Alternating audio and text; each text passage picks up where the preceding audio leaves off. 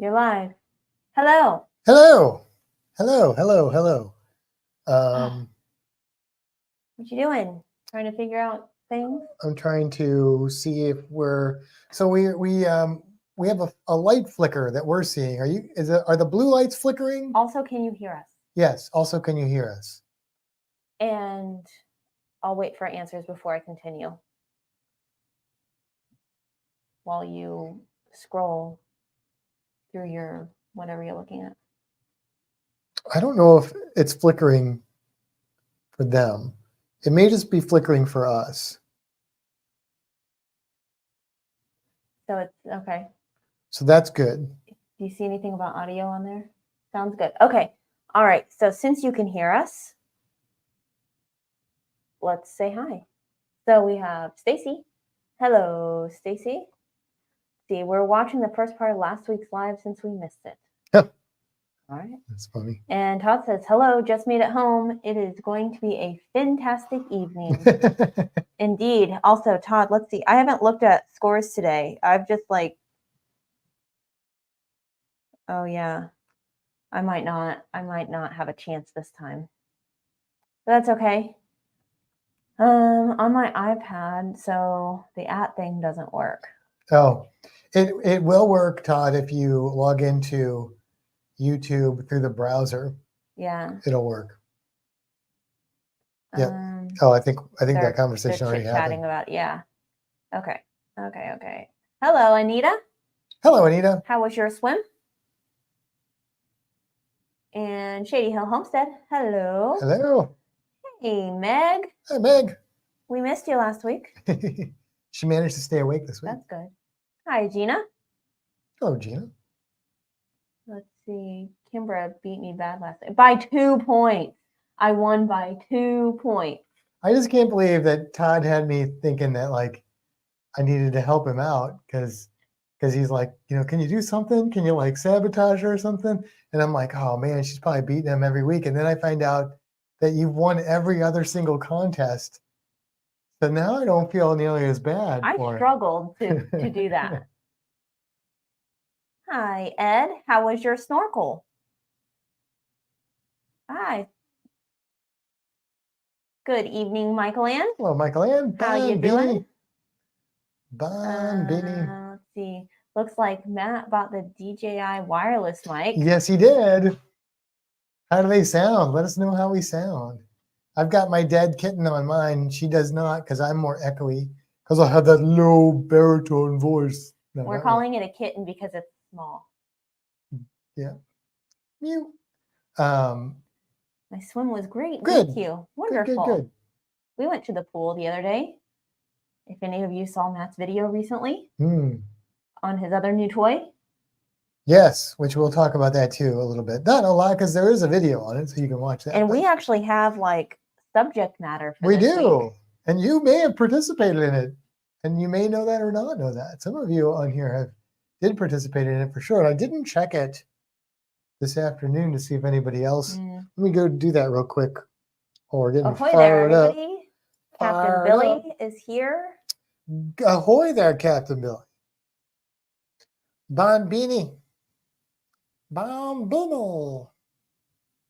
I kind of like not having a microphone in my face. I don't think I missed anybody. I think I got everybody. Yep. Cool. Do you like it? I do. What I also like is that I can come over here and so and you guys can still hear me just the same. I can turn around this way and look at this, and I'm should be still in the microphone. I think that's how that works. So pretty sure. Billy says Kimbra needs a new toy now. I mean, technically they're our toys. But the camera's more my toy, I guess. I want a treadmill. The microphones are our toys, so that's what I want. There's no room in this house for it. There is. The one that I want folds up flat and slides under a bed. Okay. And we have a bed in the other room that it would slide under. Michael Ann says, sounds good. Good. Hopefully it sounds better. We tried to reduce the echo. We're having a lot of trouble with echo. This room is echoey. We put sound things up. It still echoes. We have some curtains we need to hang over here. You can't see that, but And then after that, the only thing we could do after that is like put stuff on the ceiling, which I really don't want to put holes in the ceiling or anything. So You gotta figure that out. yeah, Stacy says, I don't just know. remember to turn off the mic when you go to the restroom. Fair play. Fair play. Oh, Kimber needs a bamboo. Yeah. Bamboo, like a little bamboo cane or Yes. something, stick. Or the 3D printer. Oh, yeah. Bamboo. I don't I'll know. next one. Todd, she hasn't printed anything since we've moved in. I so. did. No, you're right, but I did get the FDM printer all plugged in and stuff Oh, okay. the other day. Fair enough. Put a blanket over both of you to reduce the echo. Great idea. I've seen people do that in like videos where they're talking about getting rid of echo and they put a blanket over themselves. We'll be ghosts. Some people, I think some people, like if they're just doing voiceovers, they do that. Yeah. But we're not just doing voiceovers, so that would be weird. There's Eric B. I thought about, you can put this mic on the inside of your shirt. I think I've seen people do that. Try that. We could That's try a good that. idea. I mean, I think this dead kitten actually helps with the echo because when we did some tests, she wasn't bad, but I was echoier. Eric, are you watching the Dolphins game? Don't tell us anything because we're going to watch tomorrow. We're watching it tomorrow morning. I mean, it's just preseason, but still, we want to be surprised. Air Force Les. Good Hello, evening, Les. all. Just lurking in the background this evening. Stayed up late last evening watching Netflix. Good sound. Thank you. Thank you. Good, good, good. And hello to you and Pat. And people saying hello to people. I don't know if my mom will be in here tonight because they're having like a big garage sale. Yeah. They're today partying and tomorrow. Making all them dollars. Yeah. So that she can come down here and spend it on you, probably. Probably on us, if that's going to happen. Probably on the cruise. Yeah. That's my guess, is she's going to take all that money and be like, this is our spending money on the cruise. But we don't really need a lot of spending money on the cruise. But, I mean, maybe not. Maybe she's going to spend it on herself. She should. Might. She should. Yeah. She's probably going to watch us back. Mom, spend it on yourself. It's halftime. Or on Joe. I was following on the Dolphins YouTube page. Okay. Again, don't tell us anything. All right. So we do have a topic tonight, like Kimber said. And also, because I was in heavy chat with Stacy today talking about masks, dive masks. Like a lot. A lot. So we've got, I think, all of our masks over here. So we're technically missing one, but nobody with the full face. Oh yeah, I'm talking about like real masks. Sorry. Way to just offend everybody though he wears. I mean, I said dive mask. The full face is not a dive mask. It's a snorkeling mask, and it's fine if you like it. It's fine. I think it's a good fit for some people, but for people that like to swim under the water, I mean, real mask. The kind platinum people wear. Anyway. I bet Kimber uses her print more than you will use the DJI. I don't think so. No? No, because we're going to use this for the live streams. I think he needs the camera. Oh, well, that may be. I don't know. I'm trying to. We got a lot of video that we have never edited and put out there from the last like 3 cruises. Yeah, and you're going to try and start doing that over the next couple weeks. Right? I'm going to try and start getting some videos out. Part of the problem is our snorkeling and diving videos are so much that it's too much. So, but I think I'm going to try and tackle them in little bits and pieces. Meg's kind of been an inspiration for me doing her little aquarium stuff. So, 5 minutes here, 10 minutes there.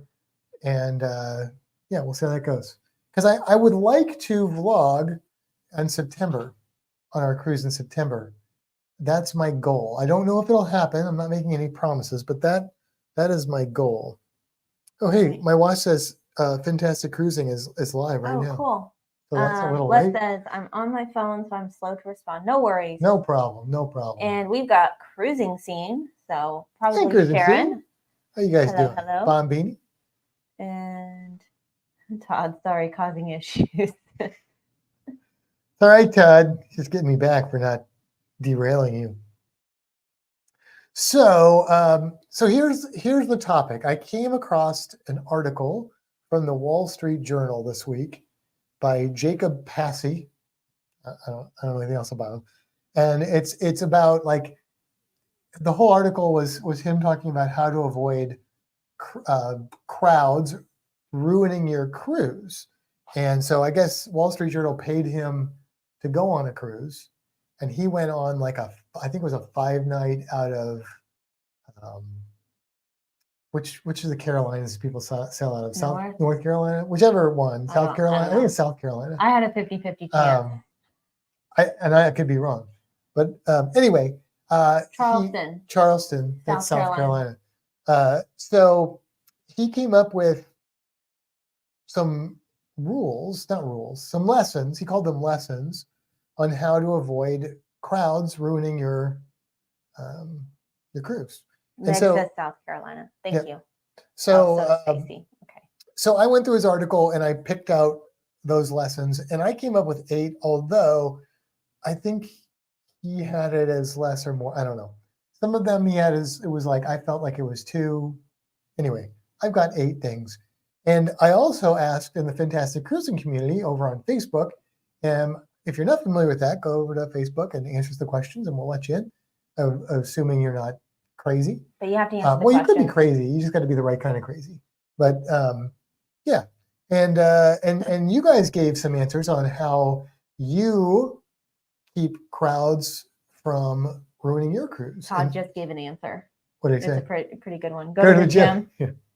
Always empty, except for on that Virgin cruise, baby. Yeah. But nobody wants to cruise on that. So, all right. So here's what Jacob Passy had to say. And actually, normally when I read articles about cruising from non-cruising journals, newspapers, whatever the Wall Street Journal is today, normally they're kind of negative or just poorly informed. I thought this guy did a decent job. Like some of these things for people like us that cruise, we're going to be like, duh. But he had a few in here that I was like, oh, that's actually kind of good. I like that. So here's the first lesson that he said, and that is book a longer cruise. So that definitely, I think, is something that we have realized. Yep. If you go on a 3 or 5-night cruise, it's more likely to be crowded. And even though your longer cruises might sell out, the type of crowd, the type of atmosphere, the type of attitude that the guests are going to have is likely to be different. So I'm going to interrupt real quick. We've got 2 highs. Hello, Ryan. Hello, Ryan. And hello, Embarkation Nation. Bon Baby. Welcome. So I think that one makes a lot of sense. You know, we went on a shorter Royal Caribbean cruise, and it was wild and crazy, which is fine if you're into that sort of thing, but we're not. So it wasn't a bad cruise. It was fine, but it was one of our drink package cruises. Yeah. Where we learned that we couldn't drink enough for it. Yes. So if you want to avoid crowds, though, I would try and book those. Really, 7-night is a standard long cruise. So if you get like the 8 or plus night cruises, that's probably going to change the general party atmosphere. Maybe the same people, but it's just you just have a different attitude when you're on it for a whole week plus. Yeah. All right, number 2, he's got sail out of ports like Puerto Rico that most travelers have to fly to. Now, I don't know if this one is good or not. What do you think? I would say it might be, because a lot of the cruises will sail out of like Florida, and it's a lot, I want to say, easier for people to get to Florida than Puerto Rico. I guess, except for Puerto Ricans, but yes, but like think about like our wedding cruise and how many people are coming on that. Right. There's at least 6 people driving. Right. Yeah. No, it definitely is going to change the number of Americans on there. It might still sell out. I don't know. I don't know how, like if do cruises from places like Puerto Rico tend to sell out more than cruises from other places, but but I could see that possibly being a good one. So Les says anything 6 days or shorter will tend to be more party. Exactly. Yeah, exactly. And then Kevin Counts is here. Bon Beanie. And Beanie. welcome Kevin, don't to another microphone sound great. party at Ground Zero, and the world will turn to flowing pink vapor stew. Oh. I think that he's making Weird Al. Okay. Meg says, Weird Al. I will say sailing from Jacksonville is different. Yeah, been there, done that. And it was a 5-night cruise. It was not, and to be fair, that was on the Elation. It did not feel overly crowded, but on the one that I was on. So Captain Billy's going to be in San Juan, Puerto Rico twice in October. Nice. That's awesome. I love Puerto Rico. Like when you leave for a cruise and when you come back for a cruise. Yeah, that's an advantage. That's twice. That's right. Not crowd advantage per se, but an advantage because it might not be so sad getting off the cruise ship if you still got like a night in Puerto Rico or something like that. I don't know. Okay. Number 3, take your meals at off-peak times or book specialty restaurants.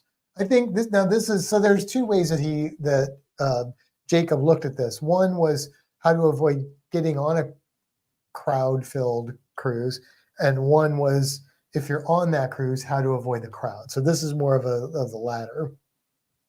And yeah, I mean, if you do anytime dining, or even if you're doing like buffet, even like things like Guy's Burger on Carnival, like if you just watch, there are times when it's like crazy busy and other times when it's not. Now, it can be a challenge probably to adjust your diet times and stuff like that. Like that might not be super easy for everyone, or there's a lot to juggle on your schedule on a cruise, depending on how you cruise. Some people don't do much and some people do a lot on a cruise. That's the beauty of cruising, right? But yeah, I think specialty restaurants definitely. Depending on, I would say that's dependent on your ship. Like think about Celebration and Mardi Gras. You think it'd be crowded to do specialty? Not necessarily, but there's so many more food options. And right now with them being included, or a lot of them being included, it's not. But it almost makes the point moot because if they're included, they're almost not specialty. Right. Well, that's what I'm saying is that crowd is spread out more. Oh, okay. So going on that bigger ship will give you more dining options to spread across. Gotcha. Compared to like the Pride, right? Where you have the main dining room or the specialty. So even though you get a higher number capacity, it doesn't necessarily mean that you're going to feel that same percentage of increase in people. Right. You don't have all 6,000 people going into the main dining room because maybe 2,000 are going into the main dining room. Or they have 2 main dining rooms or 4 main dining rooms. Or there's the buffet and then all of the other, So there's more options, which will spread that crowd out. Potential for more choke points on that scenario. But yeah, you can also potentially have more options to avoid it other times. All right, so the next one he's got on here is look for moments of transition at the pool, just like just before meals. So we're not really sit by the pool people, but I know that's a thing. People have a hard time getting deck chairs and whatnot.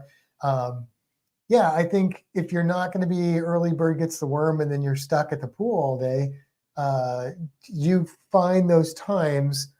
I would say right before dinner. That's what I was going to say. I don't know if right before lunch is really going to work very well for you because different times. Yeah, and they're eating lunch, but they're still hanging at the pool. Like dinner, they're not coming. They go to back. Get ready. So again, you got to juggle your schedule, but I think that's a good bit of advice though for people that want it. Plus, if you're going, depending on what time of year. You may not roast as quickly if you go like in the evening, something like that, a little bit closer to evening. Did you say roast? Roast, like from the sun. Oh, yeah. Got it. I was thinking I was eating a roast? Or? I was real confused. Okay, the next one on here, this is number 5, by the way, is book excursions and amenities ahead of time. So, I guess we do book excursions ahead of time typically. Yeah. But I feel like most of the time the excursions we book don't sell out. There are definitely ones that do. But I feel like most of them probably don't, but it depends on how popular that excursion Yeah. is. Amenities, sometimes you can't book them till you're on the ship, and some Right. amenities are real hard to come by. But if there is, if you know you want an amenity or an excursion, if you know you want to do that, the sooner the better. I think that is a general good rule of thumb. But I don't know how relevant that is I can't figure in out. most scenarios. I'm trying to think of how that would be a crowded thing. Well, I think I so. don't So think- his definition got a little fast and loose with his definition, because he was talking about missing out because of the amount of people on the cruise. So he was like, book it early and then you won't miss out. Like, what kind of amenities? Like, the only thing that I can think of Cabanas, things like that. Yeah. Okay. Some cruise ships have things like that. Cabanas on the ship, cabanas on maybe a private island. Got it. Things like that. Real quick before you continue, Ian is here. Good day, And he Bon says, Benny. when I sit next to the pool, National Geographic sends out a rescue team for beach whales. Meg says she's skipped formal night for a pool night. There you go. Yeah, I mean, Yeah. if you're willing to sacrifice something like that, and really most cruises I've been on, the evening, you could get in the pool. Now there are, especially if there's an adults only area. I have been on cruises where the pool may not be like, area might not be crowded, but like every kid on the All the ship kids is are in the pool, and nobody wants that. Yeah. So that's something. But if you got an adult only area with a pool, then you're in good shape then. Okay, number 6, if you miss something, get on a wait list. And this was because somebody gave him this advice. If you miss out on like an excursion, get on a wait list, because cancellations happen. So this is kind of going with that other way of looking at how to deal with crowds. But and I agree with that. I think people do cancel excursions. I mean, we've canceled. You get your money back pretty far into it. Mm-hmm. So something happens, they ate too much, they drank too much, they don't feel well, they want to do something else. That happens. So I think if you want to do an excursion, you didn't get on it, definitely if you can put yourself on a wait list. I think there's a realistic possibility that, or they may open up another excursion. Yeah. Like that happened to us when we were going to go diving in Bimini, and then I couldn't clear my ears. I was having ear issues. And then we canceled the dive. And then we did the shark snorkel, which we wanted to do, but wasn't available. It already sold out by the time we decided we wanted to do it. So that was one that did sell out. And then they opened the second one, which ended up being better because it was like the sunset one. Yeah. So it was real cool. All right, number 7, check the ship map to find out out of the way spots.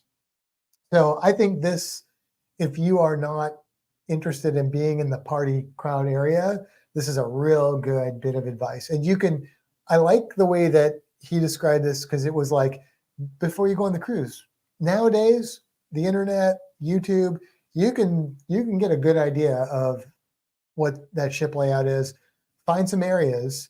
You can be sure that if it's not close to a pool or a bar, if there's a nice area that's not close to a pool or a bar, it's probably not going to be that crowded.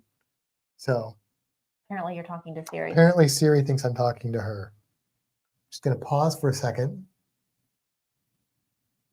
She didn't get that. That's okay, Siri. I wasn't actually talking. Go away. Okay, we're just going to let her do her thing. There we go. And finally, Ocho, Jacob Passy says, take the stairs. Now, this is not an option that everyone can do. Some people can't take the stairs for physical limitations. But I would say that if you can take the stairs, this is definitely a good one, because there are only so many elevators. And the cruise that Jacob was on, one of the elevators was broken, and he was on I think he was on, what sails out of South Carolina? Sunshine, Sunrise, Sun something. I feel like it was one of those. And one of the elevators was out. So it was a big choke point on his cruise specifically. Most cruises I've been on, after that first day, the elevator bays aren't usually too bad, except for like coming out after a show that there was a bunch of people at, or coming off from port when everybody's got all aboard. Sometimes you get choke points with elevators, but if you can take the stairs, one, you'll work off some of that food that you know you've been eating, and two, you'll save yourself some time, and three, you'll be making more space for the people that can't take the stairs. So, help them out too. So that I like that one. I like that one. All right. Any Okay. thoughts on that? Well, before you jump into that, I'm going to read some of the comments that we've had pop in. Cool. Because basically your next thing is what you posted and what people said to that, right? Mhm. So Todd said, stay in your room to avoid crowds unless you enjoy the upside down pineapple. And Billy said he's doing a back-to-back to Fourth and San Juan. Nice. Cool. Nice.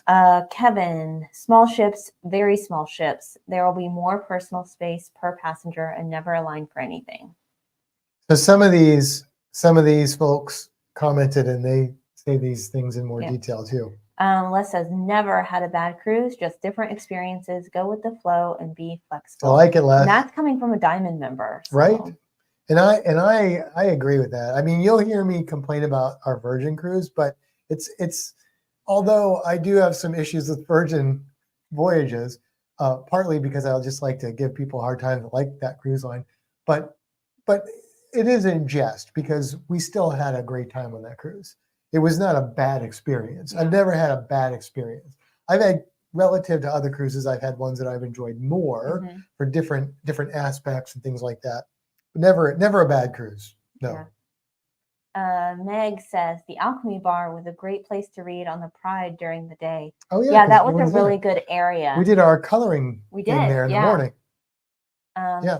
Sunshine is the one that goes out of. That's it. Yeah, I knew it was sun something. Yeah, and if you are a person that really wants that alone time and you don't want to sit in your cabin, a lot of times you can sneak into bars and things like that. I mean, sometimes they'll kick you out, but usually they don't. Yeah. And some ships have libraries or similar type things that you can go to that's kind of culturally expected to be quiet, except for when like maybe a group goes in there and plays trivia or D&D or something and that annoys people. But what are the odds that'll happen? Huh. Gets married or something like that in one of those rooms. G'day, Sean. Speaking of the rabbi there. And Michael Ann says, on the horizon, we would take the stairs going down and elevators going up circle decks most of the time. Yeah. Yeah, that's typically what I like to do. And it's easier to go down the stairs. Yeah. A lot easier to go down the stairs. Oh. Yeah. Kimbra, are those new glasses?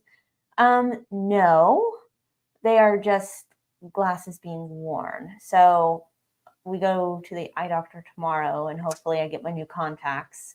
So the glasses will be going away. I ran out of contacts and kind of screwed up my eyes a little bit. So now that they've had like 2 weeks to rest, the glasses will be going away and the contacts will be coming back because I'm very tired of doing this. And I'm going back to more rectangular glasses because I liked the round at first, but I'm not so sure. I don't know. I'm not so sure about them anymore. I at least want the option to change them. And since I'm going to have some rather important photographs coming up in the next couple months, I want to make sure that I don't have glasses that I'm on. Yeah. So Meg says, who would play D&D on a ship? Right? Crazy. Weirdos. Nerds. Oh, and by the way, the background just looks unbelievable. Thank you, Sean. Thank you. It's also very dark. I don't like that. Well, it's darker because we're wearing black shirts, but yeah, we need another light that's like shining up from the bottom. We need or the side or something. See the world with Chris. Hello. Bombini, Chris. Stacy likes your glasses, Matt. Yeah, I mean, when I first got them, I really liked them, but sometimes I see them and I'm like, I don't know. So this prescription's still fine. So it's kind of like I'll have the choice of 2 pair that have a good prescription in them. And they'll probably update my prescription a little bit, I would imagine. So, all right. We're to the bottom. Meg said that D&D was fun. and I D&D agree. was fun. Yeah, the only thing I wish we had done more of it, but we just didn't have time. We were so packed on We're that cruise. so packed. All right, so I asked you guys in the Facebook community what you do to avoid crowds, and we got I think about it said 10 comments, but I think I commented to everybody, so it's probably 5 comments. Oh, here's James Bassler said, I recently spent a long weekend in Gatlinburg. The streets and restaurants were crowded on a hot July evening. No matter how many people I have seen on a ship, we always find a spot to sit and relax. People that say ships are overcrowded gladly will sit in line on a ride at an amusement park for an hour or wait in line for a seat at a restaurant for 45 minutes. I've never had to wait that long for a seat on a ship. It's all about perspective. I love this perspective. James, I don't think he's in here right now, but this is a great perspective because a lot of it's maybe not always about what you can or cannot do to avoid the crowd. Sometimes it's just your attitude about it. And sometimes you just got to say, hey, I'm on vacation, and try and not let that get to you. Because you're right. People go to amusement parks and they wait 2 hours for a ride or more for a ride that's going to last like less than a minute in many cases, or maybe a couple minutes. And they probably complain about that too. But I thought that was a really good way to put that in perspective with that. Jennifer DeHart says, I hide in my room on the balcony. If you get a balcony room, if you like to cruise but don't like the crowds, spend a little extra, get a balcony room. You could spend a good percentage of your cruise hanging out on that balcony, your own private space, wind in your hair, smell of the ocean, sound of the ocean. It's a good time. It's a good time. I think that's a right on point. Hey, Bon Beanie there, Paul. Hello, Paul. Stacy, who is in the chat right there, said, I would recommend to book smaller capacity ships and avoid the most popular locations during their busiest times, like the Lido when there's an event happening, or the buffet right at noon. If I see huge lines, I'll just go do something else and come back later. Exactly. You're on a cruise. You shouldn't be in a hurry. Take your time. If you're like, holy crap, that line is long. Yeah, I can stand here, or I can go have a drink at a bar, come back in 10 minutes, line probably won't be as long. And if it is, I'll have another drink. Yeah, I mean, and you kind of, now once you've cruised more, like the people that are in the chat here, we know how to, we know when to hold them, we know when to fold them, we know when to walk away, we know when to run. But if you're new to cruising, you may not know that. So if somebody new to cruising is watching this, talk to cruising people in the cruising community. We will tell you how to pick your times and things like that. Like Stacy said, avoiding the buffet right at noon. People are very much creatures of habit, even if they're from a different time zone. The clock on their ship says noon. Noon's when we eat lunch. Boom. Go at 11:30. We do that at home. We're like, are you hungry? No. Are you hungry? No. But it's 6 o'clock. Right. So think outside the box. You're on a cruise. Yep. Les says, what's really fun is if you find yourself in a large crowd, people watch. It can be entertaining. Yeah. Yeah. Turn that experience into an adventure. Okay, JT, who I don't think JT's in here. Nope, He's probably sleeping. He must be sleeping. Says, good question, Matt Allen. Well, thank you, JT. Thank you for that. I personally avoid spring break and major holidays. Last year for Thanksgiving, we were on the Carnival celebration. There were over 1,600 children on board. I love that families were having a great time, but that's too many kids for us. We avoid the big sales while on board because everyone wants a $10 t-shirt, LOL. I think that's also great advice. Avoiding those holiday week cruises will also save you money because those cruises are usually more expensive. Mm-hmm. You pay more for bigger crowds. It's the opposite of what you would think, but that's how the world works. It's demand. Yeah, it is really. And yeah, I mean, how badly do you need a $10 t-shirt? and can you buy that shirt for $12 later on and not wait in a line? Yeah, but if I have a family of 4, I'm saving $8. Well, that's a I could almost it's like buy a gallon another of gas. t-shirt. You could almost, yeah. It's not a gallon of gas unless we're in Australia.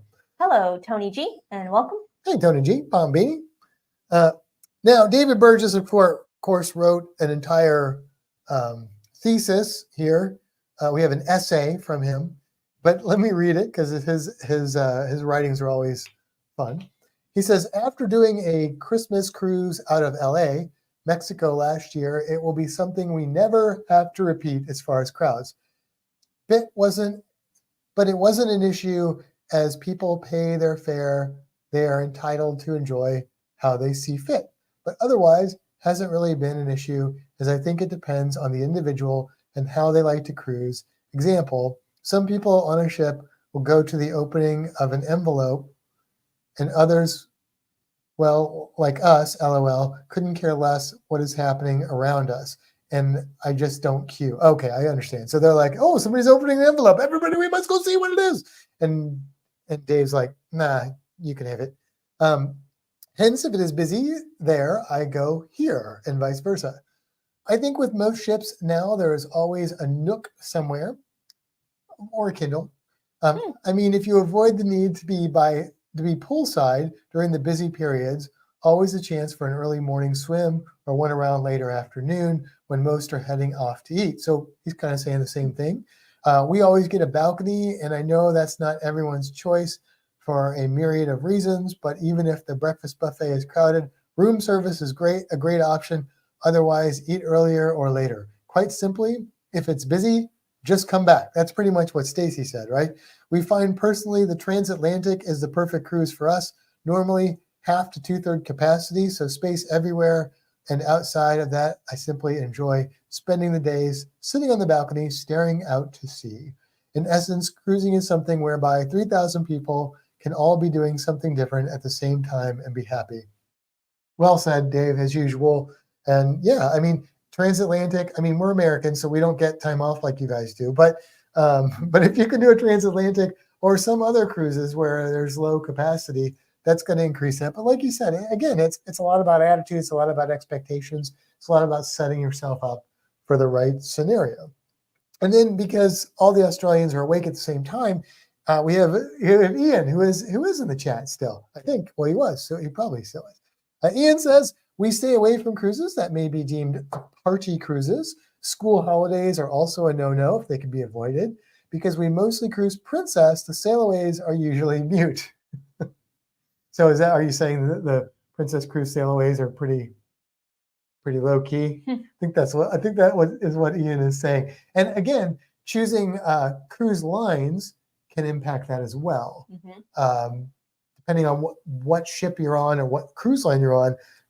Like, for example, the Pride is a good example of this. That ship has a similar capacity, right, to the Fantasy class. Yes. But it is a much better layout. And so you're more likely to feel crowded on a Fantasy class ship than the Pride, the Magic, Spirit class. Thank you. Class ship. There we go. Still here. Yes, he is still here. I knew you were still here. Meg says, stay inside during the day, outside at night. There you go. Yeah. And then you don't get sunburned. Right? Yeah. Brian Fielder says, adult areas only. Actually, he said adult only areas. Adult only areas. Same thing, right? Adult only areas. So if you go to a ship with an adult only area, and if that is something that, Matt, is the Pride full of it? Pride that, yeah, I mean, it can be.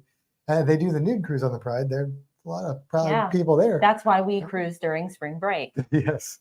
Yeah, we did that. We broke some of these rules, and we still had fun. It didn't feel that crowded. Didn't feel too crowded. I sailed during spring break on the Breeze. Different story. So, and that was also a group cruise, by the way. Yeah, if you know you're an adult only area type of person, then make sure the ship you're sailing on has an adult only area that has the amenities that you want. Some ships have hot tubs. Some have pools. Some have both. Some have neither. So choose your ship based on the adult-only area. That's what I'm saying. Kevin Counts, also in the chat here, says small ship cruising. So he kind of said this, but he elaborates more here. Most of the ships we sail on hold less than 700 people. That's a very small number of people. Mhm. There's also there's more personal space per person than on the big ships, and there's never a line for anything. Also, there are more staff per person, so there is rarely any waiting around to be waited on. And I think that that is a great point. The thing is, those cruises, I think, correct me if I'm wrong, Kevin, they're usually a little bit more money, but you are getting, that is the value, that is part of the value that you're getting for spending that extra money, is you're getting more service, less crowd, possibly higher quality foods and things like that. I don't know, but yeah. And the other thing about small ships, I speak as if I can afford to sail on one, is that you can go to ports that those big ships can't go to because they're too big. And that would be really cool. Yeah. So, yeah. Yeah, go ahead. Ian says the best deck party we went to was crossing the equator party on the old Sea Princess. They did that well. Nice. And That is nice. Nick says, I feel like the Spirit class has such a good flow. It very rarely feels crowded. Yeah, I mean, I think that most people would agree with that, Meg. I think that's why people love that class of ships. That's why the Legend and the Miracle and the Pride and there's another one, right? That's why they're so popular, because Spirit. The class. What's that other Spirit class ship called? Les says, on our Pride transatlantic, there were only 28 passengers under 21 and only 1,825 passengers total. Yes, to small ships. Yeah. There you go. Yep. Anita says, on Carnival Conquest, we did a 5-day and it was very crowded. Yeah, and we have had that same experience. Not if you sail a small ship, or a small cruise, a shorter cruise during the week in an off-peak season, you're probably okay. But if you are going on an over the weekend, anywhere near a holiday, summer, you're more likely to encounter that. Also, if you go on like probably a cruise line that's not like one of the base ones like Carnival, Royal Caribbean, I don't know about Norwegian, but I feel like you might get maybe a different vibe there. Maybe, I mean, some people, maybe they want that vibe. That's fine. I mean, a lot of people go to the parades and stuff that are super crowded and packed with inebriated people, and that seems to be something they enjoy. Dr. Seuss is on the list. Remember that? I do, yeah. Very random. You said a parade, and that's what I thought of. All right. When we were trying to do our scavenger hunt thing. Not that kind of parade I was and Dr. talking about. Seuss is on the loose came marching by. That was annoying, though. Yes, it was. They were very loud and obnoxious, but luckily for a brief time. So, and then finally, our very own Meg says, I usually spend one. Oh gosh, yes. Before that, hang on. Our very own Alana says, win the lottery and buy your own super yacht. Okay, Alana. Everybody else has been serious. So apparently, that's a thing in that household, because some of these small ships sound like exclusive super yachts from the other Ornelas. Yeah. Yep. Let me know. Let me know when you get that super yacht. Meg says those people weren't drunk in the parade, luckily. No, because they were like 5. All right, and now our very own Meg. I usually spend my time below decks reading honestly. Did I read that wrong? No. I usually spend my time below decks reading honestly, but there should be a comma. Reading honestly. And I'm not trying to pick on you, Meg. I just think it's funny because I read that as reading honestly, as if you read dishonestly other times. But I know that's not what you meant. And I don't expect you to be perfectly punctuated, and I'm not on Facebook, but I'm just having fun. I rarely have time in my normal life to read. That's what I love about Carnival. People can have one cruising style and then the other can have something completely different. That is a beautiful thing about cruising. And it is also a way you can avoid crowds because if you want to. But if you have somebody you're cruising with that doesn't want to avoid crowds, they don't have to. So yeah, that is right on point. And that is the last comment that we got.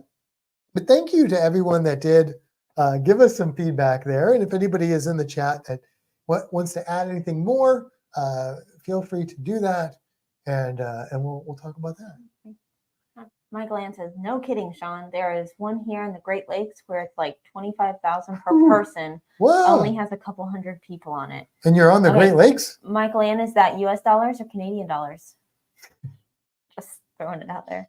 I don't know what the rate is with that. I know if it was Australian dollars, it'd be a little more less money. If it was Canadian dollars, is the Canadian dollar worth more than the American dollar currently, or less than the American dollar? Is it? Yes.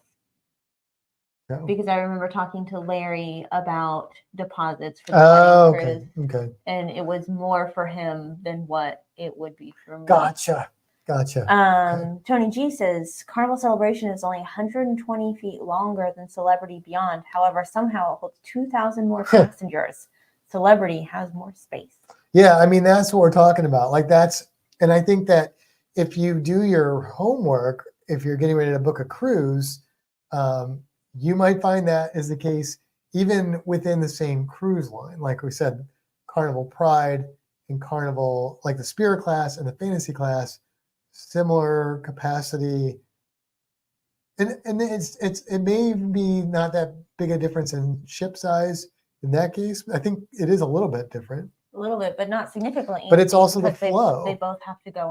It's also the flow. Skyway. How many amenities do they have, like specialty dining and things to do? That's going to disperse people more. I think that's what I'm curious to see what Celebration and Mardi Gras are like, because when we were on Mardi Gras, it was COVID, right after COVID. So it was a pretty small group. But I feel like that ship is big enough. It's going to disperse people and take some of that pressure off. Yeah. Kevin says, you pay more to get on a small ship, but you don't get nickel and dime once you get on board. With current cutbacks on big ships, it wouldn't surprise me if it cost about the same. Interesting. Yeah. That's something that that's like I didn't think about. Yeah, that's like my mom, went on her tiny cruise. That was a yacht, basically. Yeah, but everything was literally included, and they had dinner on their like big old balcony room. Like it was right. It was a different experience. Yeah, very different experience. Meg says sometimes I am sneakily reading. Yeah. All right. Is that the end of the comments so far? Ryan and Tony are talking about the height. It's wider. Yeah, it's taller. It's the height and the width. We're still talking about ships, right? Yeah. Okay. So, all right. So there you go. Look at that. We did cruise stuff. We sure did. Again. I should have put that in the description of the title, but I didn't. We're actually talking about cruise stuff again. Let me read this first. Chris says, the Mardi Gras celebration does a great job of spreading people out. Even at capacity, it wasn't bad. Cool. That's good to know, Chris, because that's what I assumed would be the case, but it's good to hear it from somebody who experienced it to get that confirmation. Thank you. Michael Ann says, US dollars, I believe. It's the Viking Octantis. Oh, or you can book the captain suite for like 55,000. There are some cheaper cabins for 15,000, and it holds 378 people. Wow. Windstar in Europe will cost you an arm and a leg. Windstar in the Caribbean is not that bad. Windstar is what my mom cruised on. In Europe, yeah. And now she has only one arm and one leg. Yes. That's not true. No. Are the bigger ships compensating for something? Look, for us, we did cruise stuff. It's not the size, it's how you sail it. I don't know what I'm talking about. All right, Matt. All right. You're going to talk about your toys? Let's talk about my toys. So I've made some purchases as of recent. One of them is this case. I've discovered this company, Tellison, and inside the case is really what I want to talk about. It's kind of a cool case because it's got a little opening at the bottom. But yeah, if you haven't already seen it, I did an unboxing video and then a little bit of test footage on the Osmo Action 4. So I'm not going to, well, here's what I'm going to do. I'm going to tell you, now that I've used it a little bit, and I've only used it a little bit, I'm going to tell you what I like about this camera and what I don't like about this camera. So what I like about this camera, it's a little bit smaller than the GoPro I was using, which isn't really that big of a deal for me. What I like about this camera, and I don't, oh yeah, I do. Well, on another amenity or another thing that I got is this magnetic connector.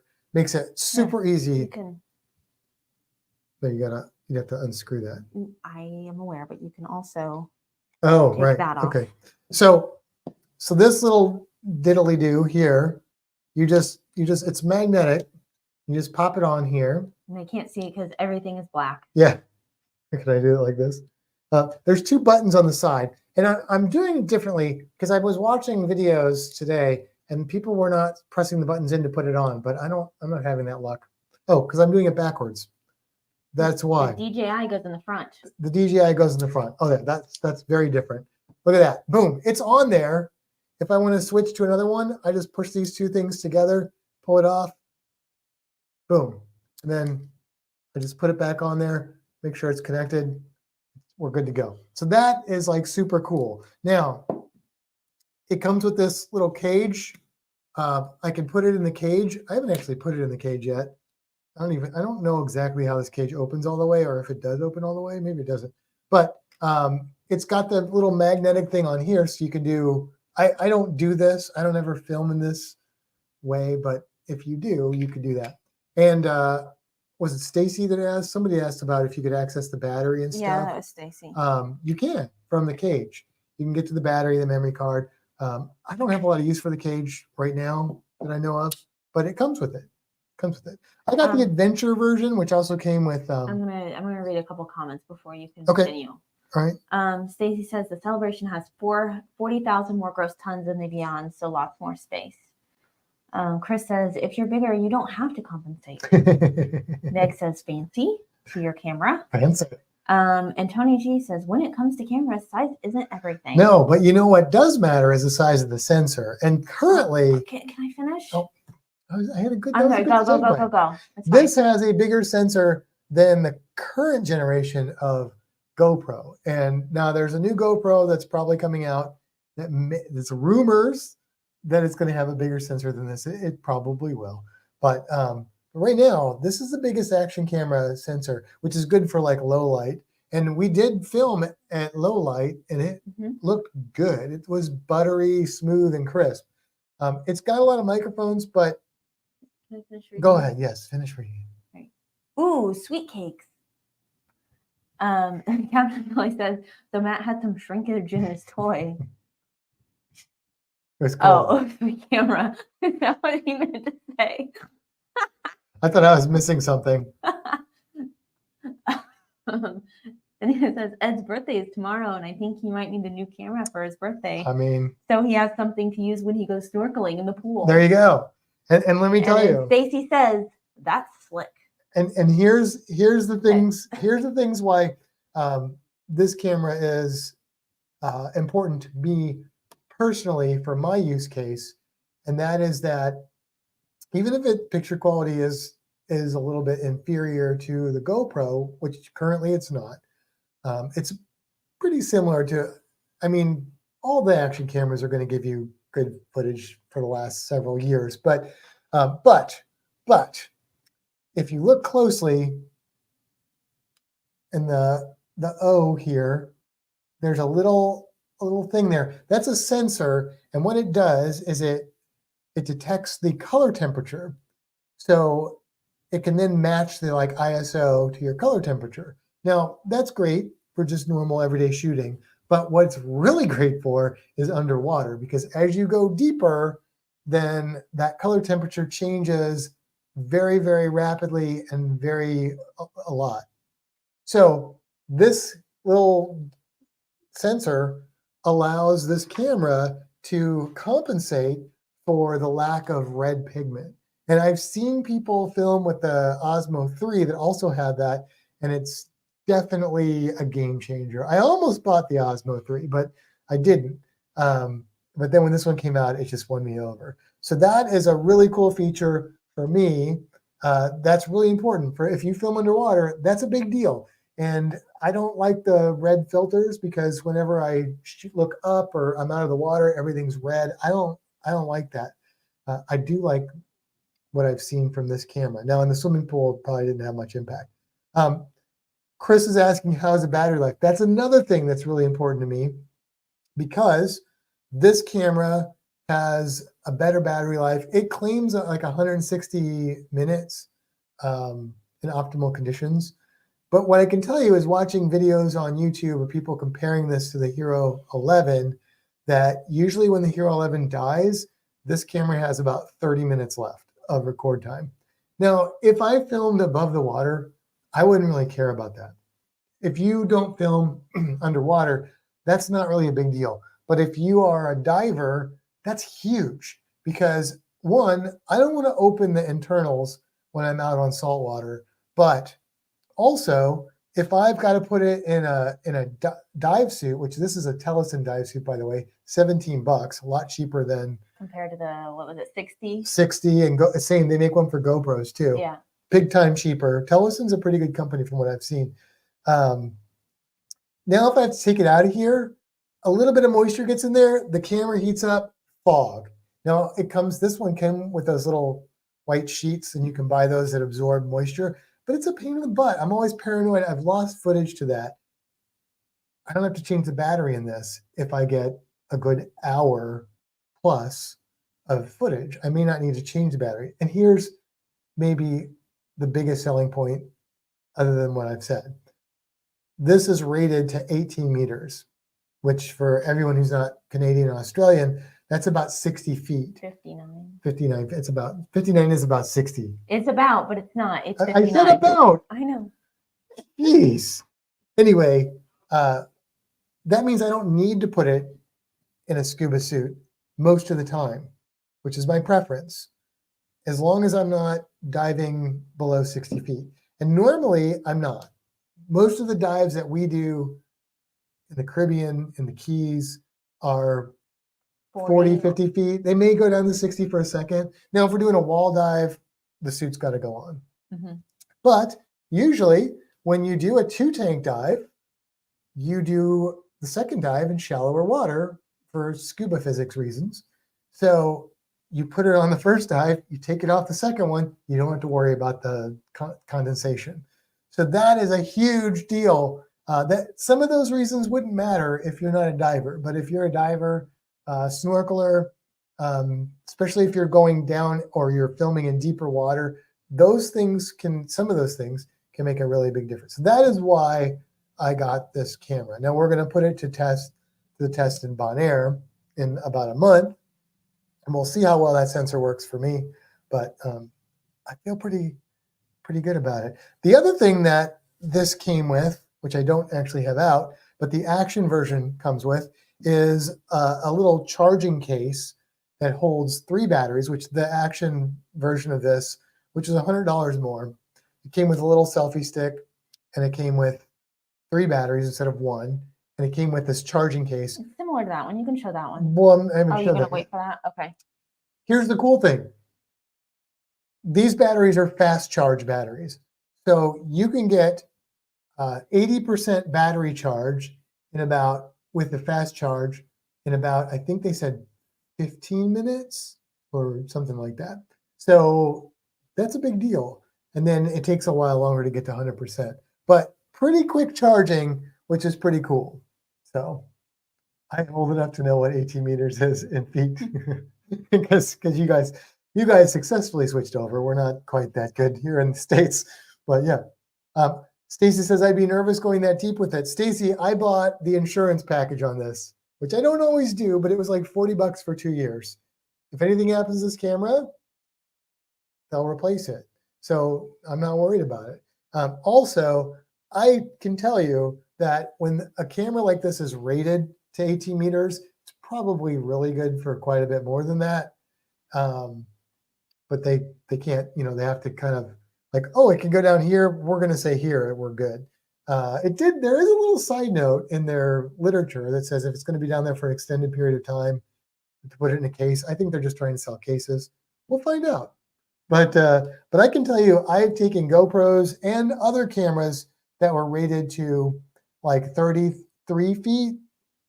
I've taken them down 40, 50 feet and not had an issue. I'm not saying that's a good idea. They were older cameras. I was like, what the heck? Let's just do it. So, do with that what you will. But with having the insurance on it, and also we have 3 GoPro Hero 8s. So I've got backup if something happens like in that situation, and then I can get my money. Well, not my money. I could probably get a new camera. So, but yeah, I understand the nervousness. I will be a little nervous the first time I take this down, probably, but I don't know. It's supposed to be good. Another thing that people say about the Osmos over the GoPros, and I'm not bashing on GoPros. Okay, I've had mixed results with GoPros, but mostly positive results with GoPros. But the only problem I've had with GoPros is that, one, they don't have that color temperature sensor in the battery life. And I had an old Sony camera that had a version of that color temperature sensor years ago. So technology's been there. But that is that GoPros are known to be unreliable. They will overheat and shut off. They will just go into error mode. And although this is not something that happens that frequently, it does happen. And it's happened to us. And again, if you are not filming underwater, this is not a huge problem. You may have to pull the battery out, pop it back in, Bob's your uncle. But if you are underwater, you can't do that. You're in the middle of a dive, middle of snorkeling. If it's in a scuba housing, you can't do that. Your camera is just, oh, I'm out of luck. I've lost footage from entire dives on at least 2 occasions from a malfunctioning GoPro, at least twice. And one time I noticed and one time I didn't until after it was over. And I looked at the footage and went, damn, I had some really good footage too. So that's a thing that apparently Osmos, from the Osmo Action 1 up and through the Osmo Action 3, and so far, limited testing on the 4, they don't do that. So again, I'm not bashing GoPro. I think GoPro is a great camera. And honestly, the 12 is probably going to be superior footage. It sounds like it's going to have a bigger sensor. I've heard a 1-inch sensor, but I've also heard people say that's not really physically possible. So I don't know, but it's a good camera. And if I didn't scuba and stuff, I might still be going for the GoPro. But yeah, go ahead. You just like roll right into the next sentence. That's what I do. I know you do. Anita says Ed likes it. And Ian says, I am waiting on your underwater report in September. The pool was good. Yeah. I was surprised how good the pool was. Stacy says, luckily my Hero 11 has never overheated. And I don't think it does for most people, unless you're filming in 4K. Or if you're Billy, because his Hero 11 overheated last month in an air-conditioned building. So there you go. Inconsistency. I had some issues when we were in Curacao. I couldn't get the thing to turn on. Yeah, I've had that problem too. And like I had to go back and like change the battery, and the battery was full. It just didn't want to work. I've had that problem. Yeah. Well, in the first GoPro I bought, which was a GoPro 5, the one I got from the store was broken. And like I had to call tech support, and then I ended up returning it. That was my first experience with GoPro. The first GoPro that I bought was a 5. I had used other GoPros that like at work and stuff a little bit, but so that did not set me on the right path. And then I walked away from GoPro and I went to the Sony camera, which was great at that point. For underwater, it was far superior. Then GoPro jumped ahead and Sony didn't come out with really anything for years. And GoPro kept getting better. And I came back to GoPro and I was real happy with the 8. So happy that I didn't upgrade to the 9, the 10, or the 11 because the 8 was giving me the results I wanted. But yeah. So there you go. And oh, go ahead. All right. I want to say hi, Cruise Nuts. And guess what somebody asked me today? I walked into the office in guest services and somebody said, if you were a nut, what kind would you be?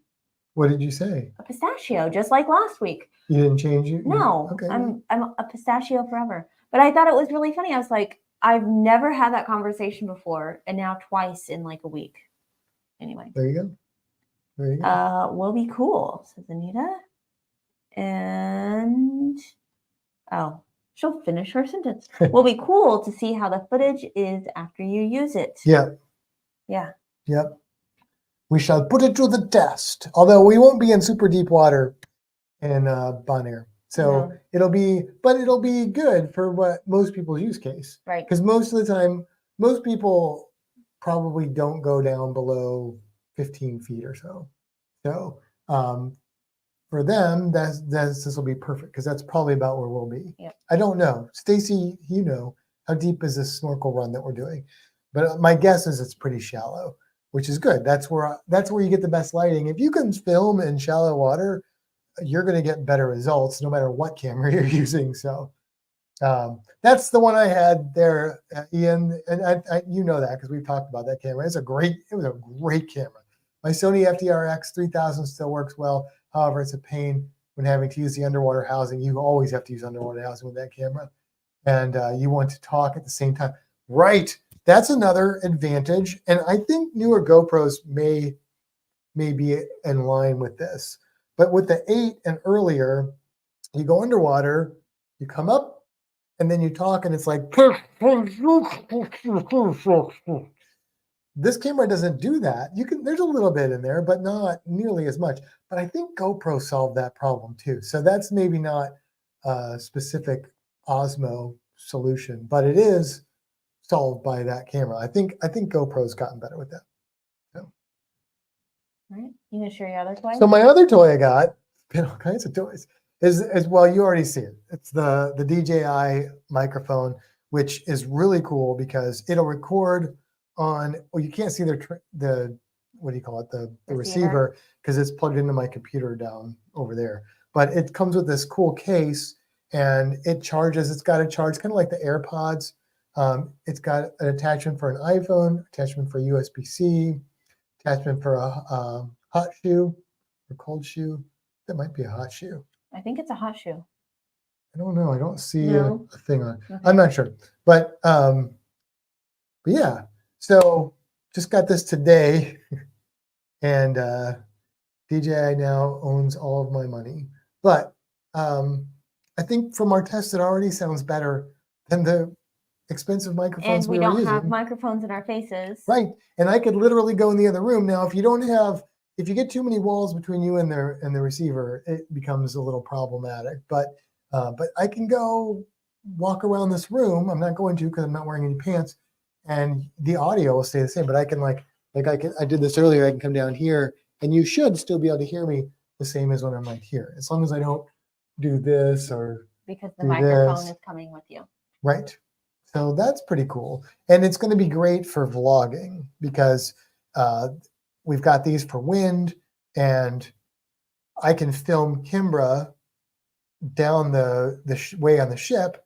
As long as she's wearing that, she can talk and we can hear her like she's right next to me. So yeah, that's pretty cool. That'll be cool. Yeah. So yeah. And then you may have also seen a review for this thing. I used it in that test video. Not a lot of footage, but a little bit. It's pretty cool. You could use this with a GoPro, a cell phone, the Osmos. This is not specifically a DJI thing at all. It is by that company, Teleson. And basically, it's got a button on the back here, and you just press it, and then this pulls out. You put it around your neck, you snap it into place, which I've seen other people that are more coordinated than me do this much It shouldn't faster. be that difficult. It's not. I'm just not coordinated. And then, sorry, this is messing up my mic. You just wear it, and it seems to work. Everything's magnetic. Seems to work pretty well. Well, and this, I don't know if you've done this yet, but this piece here comes off too. So if Yeah. you just want to take that off real quick. Well, I think you can buy different attachments for it, but like if you have a GoPro and it doesn't just snap off with this piece, you can just pull this off and right. go. So that's cool. Yeah, pack it up or whatever. You know, and you can loosen this and spin it down so you can film that way. There is an adapter that comes with it, so you can film horizontal or vertically if you're that sort of person. Yeah. Okay. All kinds of toys this week. It says, however, the Sony, the time lapse doesn't work well. Oh, I never did the time lapse on the Sony. Stacey said it drops off to however deep you want to dive down, otherwise just 10 feet or so. What does? Bonaire. Oh, gotcha. Okay, so 10 feet. So yeah, but that'll be a good, because I'll swim down. Oh, it drops down so you can go deeper? I don't know. It might is it like a wall? It might be a little bit of a wall. We've been thinking of getting the DJI wireless mics and the neck thing, but you beat us to it. Well, this is not that expensive. I do recommend this. It's not cheap, but it's not overly expensive. And I haven't used it enough to be able to recommend it 100%, but from what I have used it and what it seems like, it's nice to just put it on your neck and go. Yeah. I really, and I didn't really notice it. Like, it wasn't cumbersome. It was comfortable, hands-free, you know, I mean, I think I'm going to recommend it. I just haven't used it enough to say that with 100% confidence, but I like what I've got so far for the price. Yeah.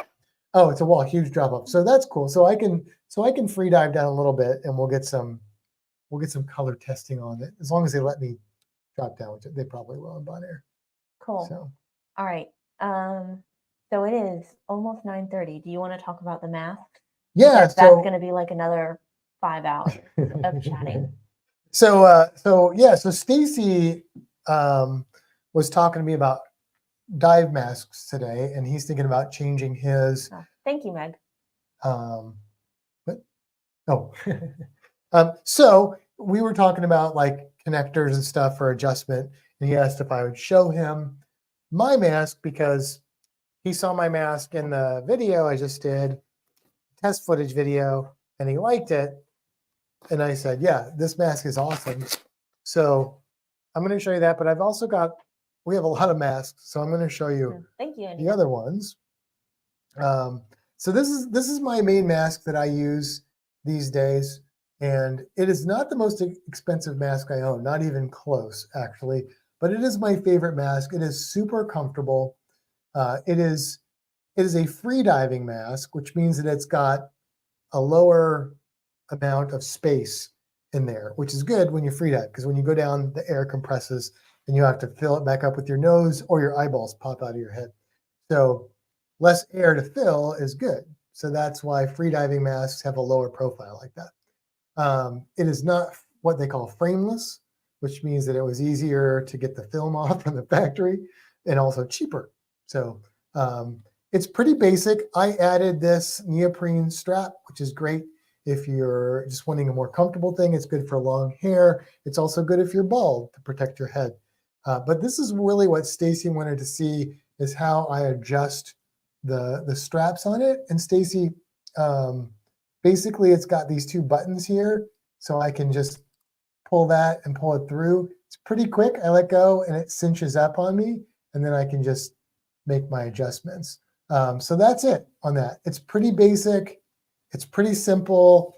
You know, I can get it on, and if I need to make a quick adjustment in the water, which I don't do that often, but sometimes, especially when the mustache is getting longer, I have to batten down the hatches.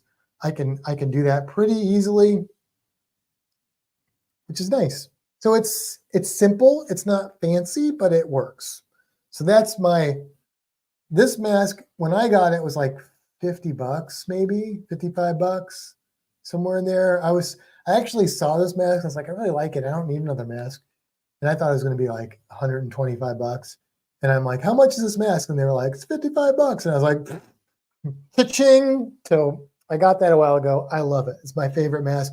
It's made by a company called Oceanic, which actually my other favorite mask, which eventually broke, was an Oceanic mask. And another one of my masks is also Oceanic. I must like Oceanic masks. No, yeah, this is a similar mask, and I apologize, it's dirty, but this is the Shadow, and this is also a free diving mask. I like free diving masks because I free dive. You can use them for scuba. This is frameless, so it's just a little bit different. The way it's like kind of just the frame is sort of set in there. But because of that, the way it works, when you get a new mask, you have to get the factory film off, otherwise it won't defog. And these frameless masks have just like a lot of that stuff on there. Captain Billy said Jim Carrey had a This mask, what I don't like about this mask is its strap is a pain in the butt. I think I was telling Stacy about this. I thought I changed it out, but I didn't. It's cool. It's got a hammerhead shark on it, which is upside down for some reason, but it's like this. Oh, I'm gonna interrupt real quick. Ian says, have to go, guys, going out for lunch. Yeah. Be good. By the way, it is 11:30 a.m. Saturday here. Cheers, right. Ian. Thanks for stopping by. And did you get the new drinking shoe? I did not. No, I don't want a drinking shoe. But it's like what would you call that? Canvas? What is that material? I don't know what that is, but you guys know what that nylon. Nylon, there you go. It's a pain in the butt. Like a backpack strap. Yeah.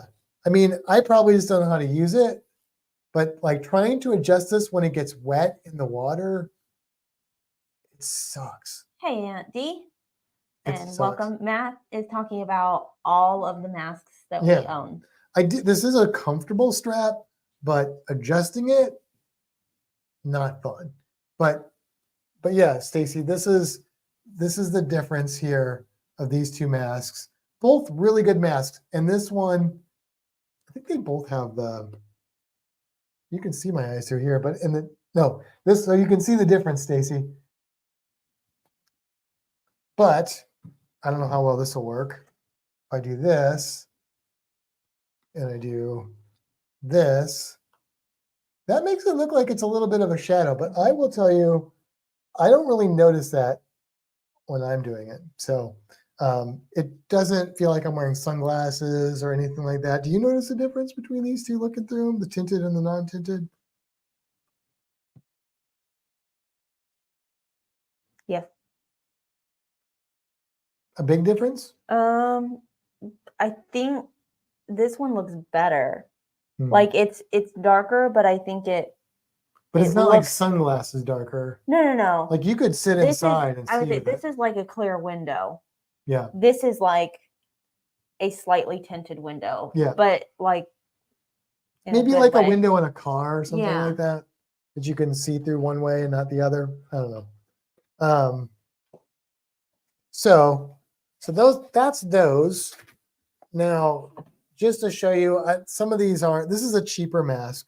This is, I don't even know what brand this is. This is my mom's mask. Mm-hmm.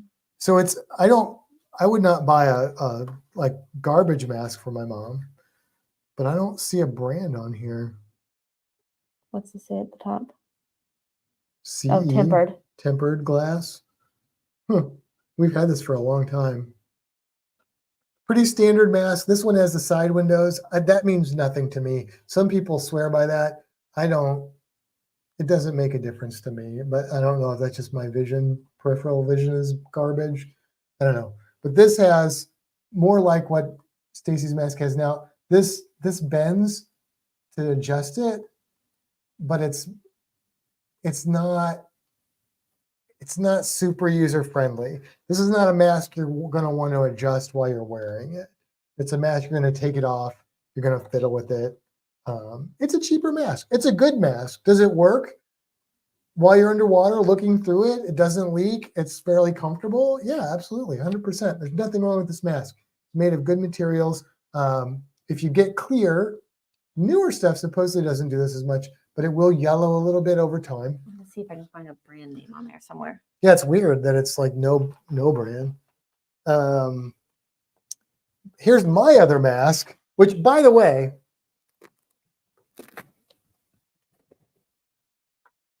let's say $55 mask, $120 mask, now 170, 160, but I paid about $200 for this mask. Wow, there's no brand. This is my favorite. Not even close. This is my favorite. So money doesn't always buy you the best stuff. But this is a good mask. This is a really popular mask for people that want to spend too much money on masks. It's really soft and comfortable. It's a frameless mask. It's got a nice double button for adjustment, but not as easy to adjust as that other one. This one doesn't have the little teeth though. So you it's only got adjust it on one it's side. one button. Oh no. Yeah. And this strap didn't come with it, by the way. I added this strap. This strap actually, that's why it doesn't adjust that way with this one. The one that came with it had the little teeth on it. This one is an interesting device. I had a mask that came with something like this, but it was a much better thing. That you can pull it, loosen it, and then when you've got it on, you tighten it down. So that's cool. I don't know why they don't make more masks like this. I had to find this, and it doesn't work as well. It's okay. It's not comfortable. Christmas says the Cressy dive mask all the way with the anti-fog technology. So I was talking to Stacy about that. I'm going to interrupt one more real quick. JNS Adventure says, hey, everyone, and hello. Hello, Bon Beanie. Okay, now you can continue talking. Yeah, I was talking to Stacy about that because they have a thing called, I think it's called fog block technology. And I did some research on it because when it first came out, I was like, is that gimmicky? Is it real? Apparently it works pretty well. Some kind of coating they put on some of their masks or something in the way it's produced. It's resistant to fog, so you don't have to use spit or anti-fog stuff. I thought it was cool. They have a mask called the Calibre, I think. And it's a really cool looking mask. It comes in a blue. I really like it, the way it looks. And I went to a dive shop. I was going to buy it because I need a fourth mask.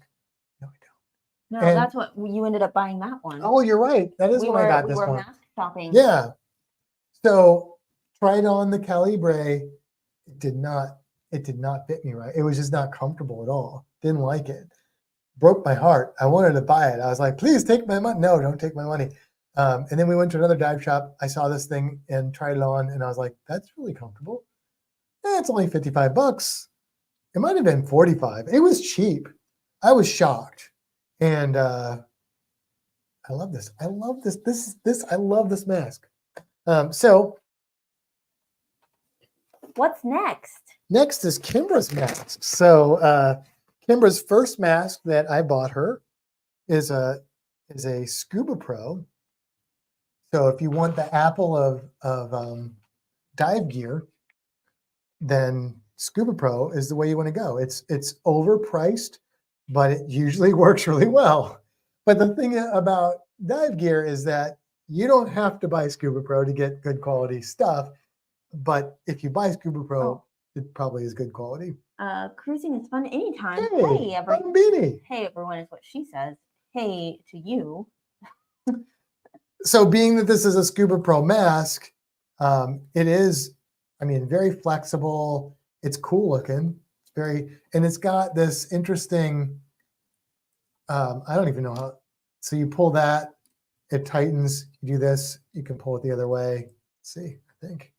I don't know. I never used this mask. It's pretty easy to use, except you can't figure out how. Except I'm not smart enough. I think you pull this down and it'll adjust or something. Maybe you lift it up. Oh yeah, it's real easy to do that way. If you know how to use it, it works really well.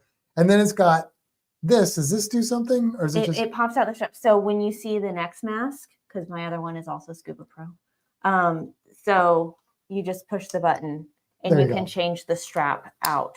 That's Because Scuba Pro makes other straps, which again you will see on the other mask, because Yeah. I changed out the strap. Because I don't really like the silicone straps because they pull my hair. so Even with the thing on it. yeah. And this, oh, and also if you want to get one of these, you can get the ones that just slide over, or you can get one that Velcros it. Velcros, it'll make your life a little bit easier taking it on and off. But they both work. It's just you got to get it through there. So Scuba Pro, yeah, you get bells and whistles like that. And like, I mean, we like Scuba Pro because apparently we have money to spend on things we don't need, but Except we don't. Then this is Kimbra's current mask that she uses, and also Scuba Pro because she's fancy like her mom. And this is a little bit lower profile, so she tried my mask and got mask envy. I actually bought that one before you, did but you? go ahead and continue to say what you want. So, but it fits her better. Like the other mask just didn't fit you right, even though you tried it was on. fine, Right? but this one, I think I have a small face, and this one just works better for it. Yeah, yeah. But I'm pretty sure if you put this mask next to the one that you really like, they will look almost identical. They're pretty, yeah, it's a pretty similar design, really. Yeah. Yeah. So yeah, this is and here's a Scuba Pro thing. Okay, that little hinge right there, that's the kind of detail you get from Scuba Pro. That's why Scuba Pro costs more money. Do you need it? No. Here's what I don't like about this strap. I don't like, it is comfortable. It's easy to get on and off. This is your snorkel keeper. I hate that snorkel keeper. Oh, you don't like it? Do you like that? Uh-huh. I hate that snorkel keeper. That is that would probably work on a snorkel that has the fancy stuff on the top of it. If it'll stretch over that. Yeah, maybe. I mean, it's pretty specific. It's got to be like a tube. I mean, it's adjustable, but I don't know. It's not as flexible. I'm not a fan of that. But you could take it off. You could use a traditional snorkel keeper. Yeah, I mean, you can don't put have to use anything that. on it. But if you want this kind of strap, you got to get a Scuba Pro mask that has that. So, but I like it because it doesn't pull my hair. Yeah. And then hold on, we got a couple. Let's see. Stacy says, "Cool, quick disconnect," and I like your mask storage pouches. Oh yeah, I'll show you those in a second. But Captain Billy says, "Kimbra's math fact checker." I need one. What did I check? What did you say that I said was wrong? I think saying that you got it after I got it. Oh, that one. Yeah.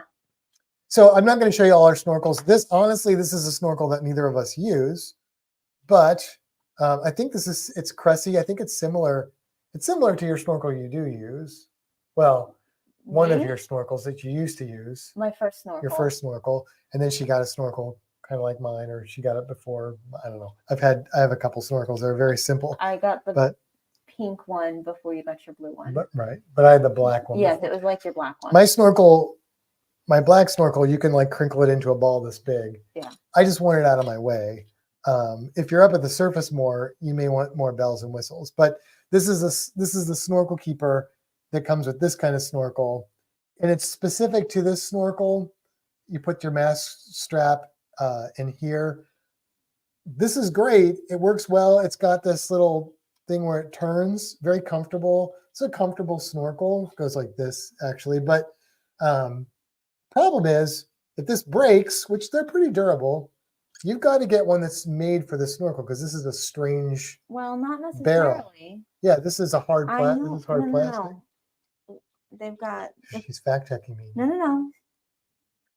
If you have a regular bore snorkel that doesn't have the stuff on the top, you can use a really cheap snorkel keeper, just a little silicone double ring. Or I mean, you can still use one of those. It's got to fit over this top though. No, you just wrap it around. No, that's. Oh no, it does go through that. No, that's not how that works.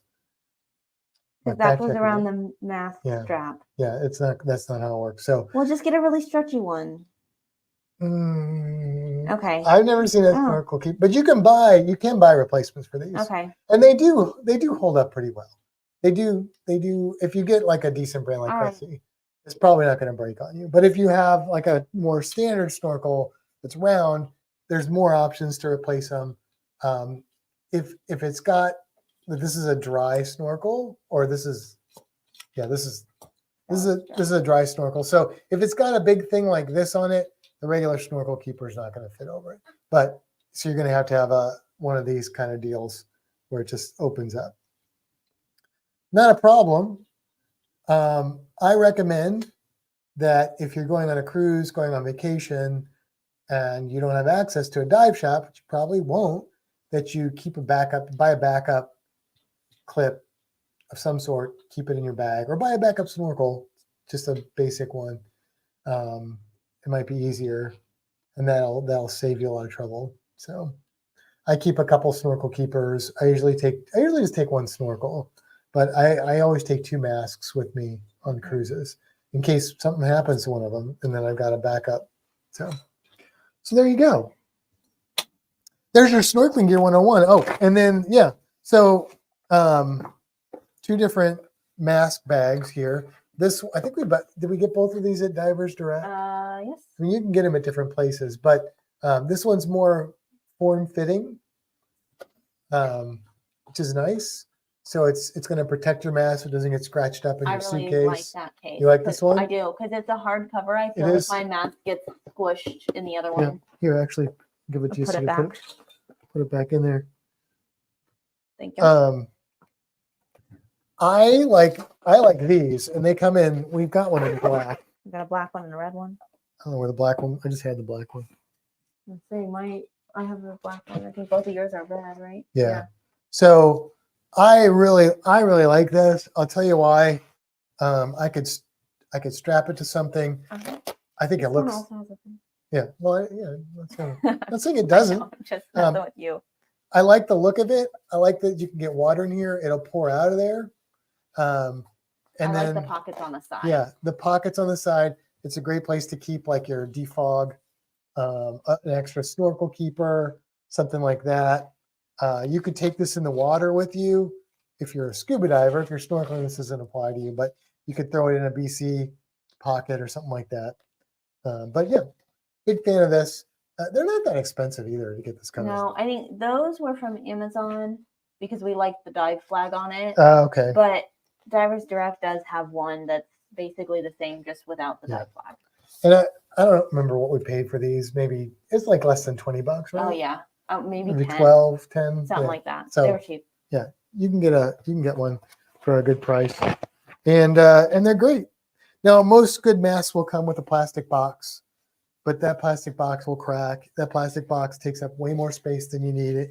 Or this, or this, they're going to squeeze in your suitcase really well, or your dive bag, or whatever you're using. So there you go. Yeah. Look at that. Any questions we can answer? I know most of you didn't tune in for a little lesson on scuba masks, but that's what you get at Fantastic Cruising. I just want to point out real quick that in an hour and a half, we talked about cruising. Yeah. We talked about the camera gear. Right. And we talked about masks. That's pretty good for us. That's impressive. By us, I mean me, but yeah, because normally if I'm doing it, it'd be like 4 hours. But yeah, how about that? Awesome. Thanks for all the info and your time. I really appreciate it. Absolutely. Yeah. I mean, happy to help out. If you guys have questions about snorkel gear, dive gear, please reach out. I am a dive gear nerd. I love to talk about it. I will help you research it. I will try and troubleshoot things for you to get the best gear for you that makes sense for you. Not a burden, but a pleasure. And of course, and Stacy, of course, is a good friend. So of course I don't mind doing it for you, Stacy. Nice, because we haven't talked about whiskey or music at all. What? And unfortunately, Dead Milkman have a new album. we Let's find probably that out. don't have time because Down Under Cruisers is going on in like 12 minutes. 12 minutes? Is that Australian 12 minutes or I don't know. I don't know. I don't know. It's in the future 12 minutes. In the future. So, yeah, okay. There you go. Is there anything else going on?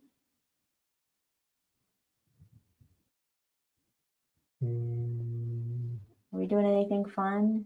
We're on next week, right? Yep. Yes, we are on next week, even though we are headed out to Daytona early Saturday morning for a reptile show. And tomorrow you're getting your hair colored. No, you're getting your consultation. Consultation to see if I have found a place to color my hair. And then we're going to the eye doctor. That's our weekend. That's our exciting weekend plans. Yeah. So, yep. Head on over to the Down Under Cruisers. Oh, and then oh yeah, the weekend after that, yes, is the Cruisathon, right? That's the next weekend after that. Yes, correct. Cruisathon happening August 25th and 26th. Support Helping Hands for Cruising. And not just here at our normal time. We'll be on for just an hour that night because we want to make sure we get lots of people on, and we don't want to hog up any bandwidth, so we can send people around. 9 to 10. We're going to be shifted a little bit. A little bit. Because we used to be 9, and then we shifted to 8:30, and then we shifted to 8:15 because Matt talks a lot, and we never finish on time, and I like to go to bed. So, anyway. And ordered the hooded rash guard. Hey, I talked to Stacy about that too. I love that. That's a Cressy one. Everyone wants to be like Matt. It matches my mask. I love this mask. Did I mention that I love this mask? I love this mask. And yes, you've seen it. If you've seen some videos of me at some point, you've seen me wear it with the hood. And I have a lot of rash guards, but if you're bald, a hood is the way to go. It is the way to go. You don't have to wear it up all the time. I've tried other things. They work okay, but maybe that would help me with my hair. It might. Maybe I should get a hooded. Do they have those for women? Probably, or it might be. I don't know if it's unisex, but it's the Cressy is the one that makes that one. It's not cheap, but it's nowadays it's probably about the normal price for clothes. You have to look up Cressy. Well, I was just looking up in general. Okay. It's also got a little neoprene pouch there. So anyway, we'll let you guys go. Thank you for tuning in. Go check out Down Under Cruisers. Have a good week. Have a fantastic week. We'll see you next week. Maybe I'll get some stuff edited this weekend. I don't know. Hey, Matt, do you love your mask? Just a little bit. All right. Bye, y'all. See ya.